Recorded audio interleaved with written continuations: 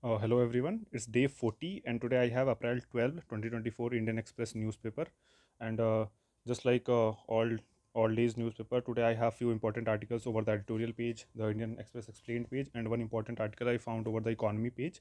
So we'll try to read all these articles one by one. So let us start with the first article that is on the page number 10 editorial page, which is about the maritime bastion and how the government is focusing on Andaman and Nicobar, developing it as an strategic island to counter the China's threat in the Indian Ocean region. So let us see and how Andaman Nicobar and other strategic Indian islands that can be helpful in ensuring the free Indo-Pacific. So let us see how this article is talking about. So writer is Arun Prakash and he is a retired chief of naval staff. So let us see the aftermath of the 1857 War of Independence saw the British established a penal colony in the Andaman and Nicobar Islands, where many Indian revolutionaries and freedom fighters were incarcerated for life. The dark symbolism of Kala Pani, as the Andaman and Nicobar came to be known, coupled with the remoteness of the islands, led to years of benign neglect by a distant New Delhi. It was only in 1962 when the Indian Navy raised an alarm about the reported sightings of a Chinese submarine that the government sanctioned a detachment of 150 sailors to form a naval garrison to guard the huge archipelago of 836 islands spread across 450 miles of sea. Against this backdrop, recent reports regarding the government's heightened security focus on the strategic islands are to be welcomed, especially because in the past these islands nearly slipped from India's grasp. In February 1942, just a month after the fall of Singapore, the islands were occupied by the Japanese as a prospective springboard for the invasion of India. Towards the end of 1943, they became the first part of India to be liberated from the British rule, while Netaji Subhash Chandra Bose visited Port Blair and hoisted the INA Tricolour. However, this was a mere symbolism because the British reoccupied the Andaman and Nicobar after the Japanese surrender in 1945. On the eve of the independence, the fate of these islands hung in balance. It is commonly known that the British chiefs of staff had recommended that, given their strategic oceanic location, the Andaman and Nicobar should be retained as a crown possession. According to the contemporary accounts, so relieved was British PM Clement Attlee when Indian leaders reluctantly swallowed the bitter pill of the partition plan, that he overruled the chief of staffs and let India have these islands. In September 1965, after the commencement of India Pakistan hostilities, President Ayub Khan sent retired Air Marshal Ashgar Khan as an emissary to seek support from fraternal Indonesia. In his memoirs, Ashgar Khan records his surprise when the Indonesian Navy Chief Admiral Martha Dinta asked him, "Don't you want to take over the Andaman Islands?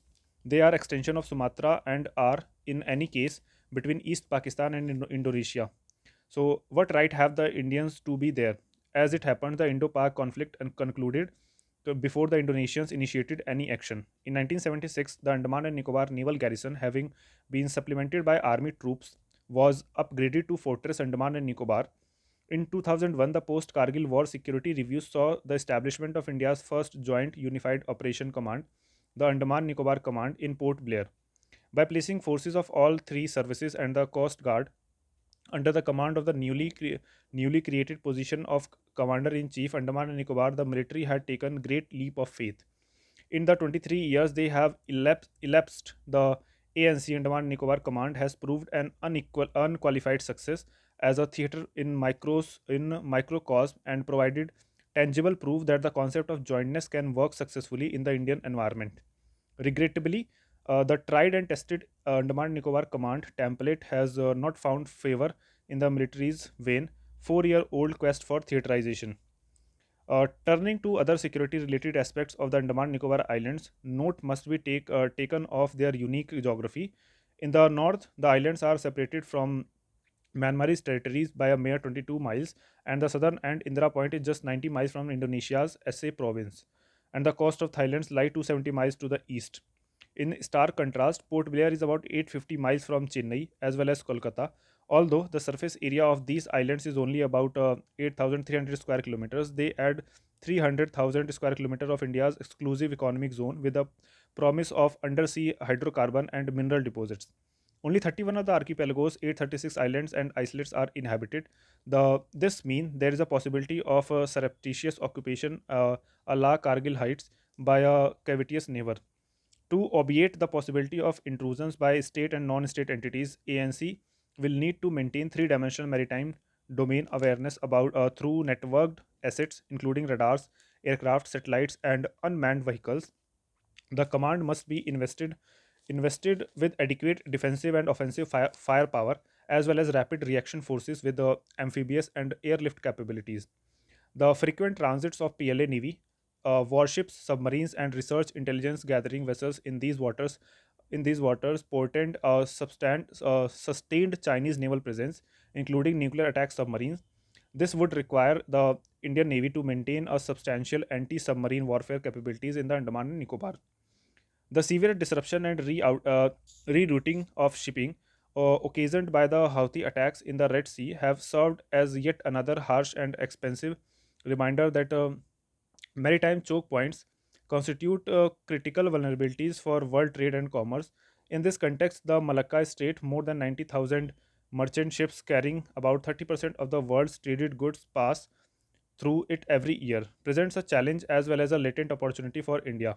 Of significance for Indian strategists is location of the Great Nicobar Island, which sits astride the western entrance exit of the Malacca Strait and can comprehensively dominate all shipping merchant as well as naval in transit. This was the reason that as far back as 2003, Chinese Premier Hu Jintao warned the People Liberation Army Navy about a future Malacca dilemma. One hopes that the reported security infrastructure upgradation is part of the cohesive strategy which aims to convert the Andaman and Nicobar Islands into a formidable maritime basin that will not only extend India's defensive perimeter but also bestow the ability to project power or extend a hand of friendship to maritime neighbors. Such a strategy must be acknowledged that for the foreseeable future, India would need to enlist the cooperation of like-minded partners to maintain peace and tranquility in the Indo-Pacific. In this context, Port Blair could become a regional hub for navies to acquire interoperability in areas like disaster relief, medical aid, countering piracy and human smuggling, aircraft, submarine search and rescue, and other such cooperative maritime endeavors. So this was about the Andaman and Nicobar Island, which India is focusing now. So again, another important article that was on the Indian Express explained page is about the chital in Andamans, how invasive species threaten natural ecosystem. So this was about the IAS, which is a negative term in invasive alien species. So let us see this article what it is talking about. So this article is on the page 14 in explained page. So this is Delhi's edition. So uh, other than Delhi, all other editions explained page reach one day later. So this is Delhi edition's 12th April newspaper. So the article is titled as like chitals in Andamans, how invasive species threaten natural ecosystem. So let us see. In a bid to manage the teeming population of the chital spotted deer in Ross Island, the Andaman and Nicobar Island Administration recently sought help from the Wildlife Institute of India. Native to mainland India, chital were brought to Andamans by the British game hunters in the early 20th century. Having no natural predators or competitors, the deer have spread across the islands. Over the past 2 decades, studies have examined the herbivorous deleterious impact on the Andaman's native flora and fauna. So, what are invasive alien species? The Convention of on Biological Diversity defines, okay, so CBD that was formulated in 1992 Rio Earth Summit. So it defines the invasive alien species as a species whose introduction or spread outside their natural distribution threatens biological diversity. These includes animal, plant, fungi, and microorganisms.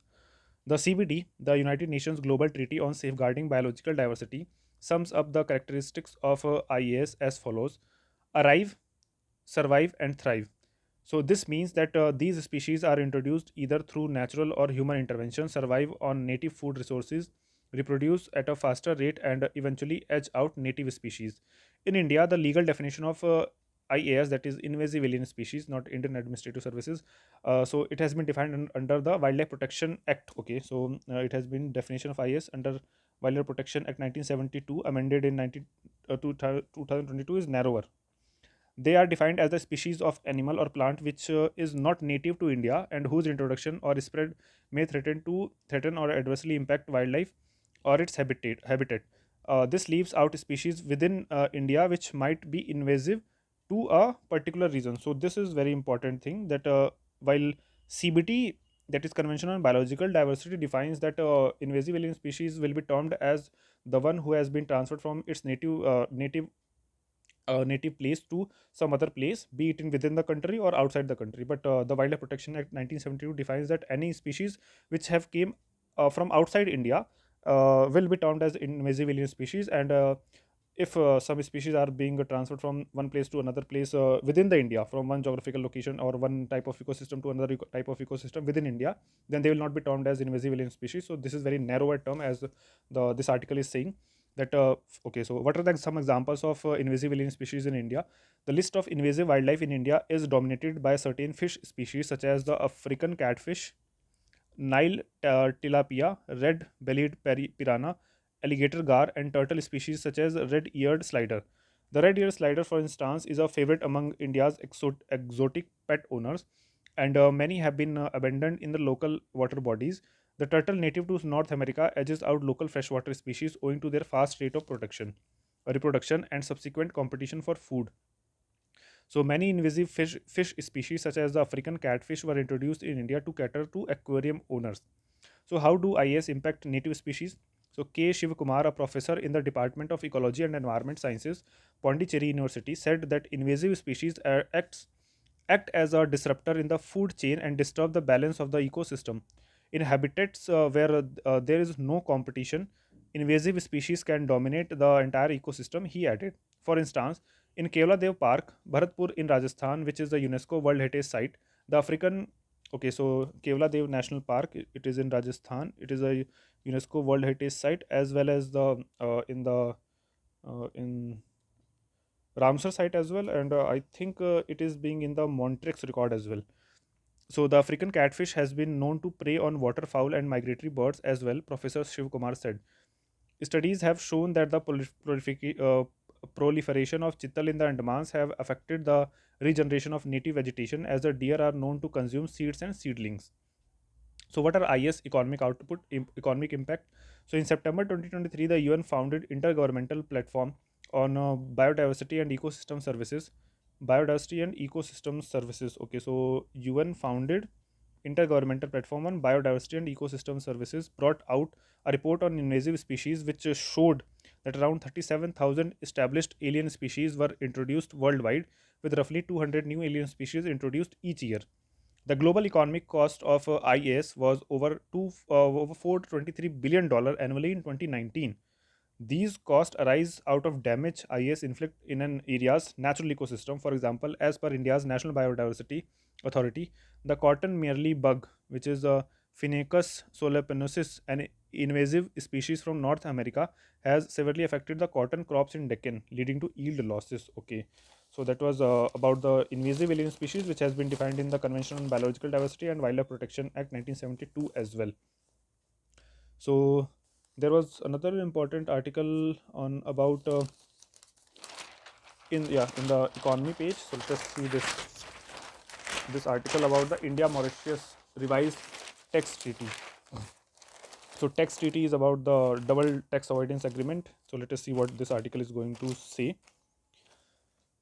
Okay, so India has signed a taxation signed a protocol amending the double taxation avoidance agreement with Mauritius to plug treaty about abuse for tax evasion or avoidance. The amended pact has included what is called the principal purpose test. Okay, so principal purpose test, which essentially lays out the condition. One second, double tax avoidance agreement. Principal purpose test, which essentially lays out the condition that the tax benefits under the treaty will not be applicable if it is established that obtaining that duty benefit was the principal purpose of any transaction or arrangement. In the amended protocol, Article 27B has been introduced in the treaty defining the entitlement to benefits. The PPT will deny treaty benefits such as the reduction of withholding tax on interest, royalties, and dividends, where it is established that obtaining that treaty benefit is one of the principal purposes of the party engaged in transaction. The amendment to the India Mauritius Treaty was signed on March 7 at Port Louis, was made public Wednesday. Mauritius has been a preferred jurisdiction of investment in India due to the non-taxability of capital gains and from sales of shares in the Indian companies until 2016. The treaty was last amended in May 2016, allowing the right to tax capital gains arising from sale or transfer of shares of an Indian company acquired by a Mauritian tax resident and exempting investment made until March 31, 2017 from such taxation. This recent amendment, however, does not clarify if the past investment will be grandfathered. The Ministry of Finance is yet to issue a clarification on the same. The DTAA, that is Double Tax Avoidance Agreement, was a major reason for a large number of foreign portfolio investors and foreign entities to route their investments in India through Mauritius. Mauritius remains India's fourth largest source of FPI investment after the US, Singapore, and Luxembourg. Okay, so Mauritius is India's fourth largest FPI investment, not FDI, FPI investment after US, Singapore, and Luxembourg. FPI investment from Mauritius stood at 4.19 lakh crore at the end of March 2024, which is 6% of the total FPI investment of rupees 69.54 lakh crore in India. FPI investment from Mauritius has had stood at rupees 3.25 lakh crore out of the total FPI investment of rupees 48.71 lakh crore at the end of March 2023. The two nations have now also amended the preamble of the treaty to incorporate the thrust on tax avoidance and evasion.